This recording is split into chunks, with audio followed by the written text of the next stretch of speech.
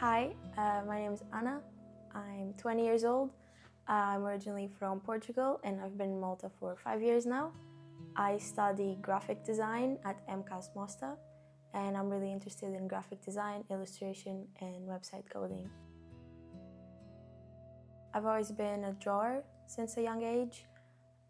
Everything that I would have from notebooks to actual regular books would have drawings on it, so I really wanted to do something with that passion of mine, which is graphic design.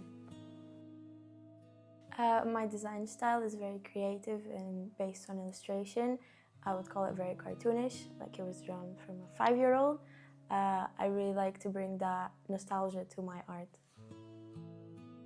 Usually I find inspiration for my work from creative people like myself, so on Pinterest, Instagram, any sort of social media, as well as YouTube. My favorite project that I've worked on was last year.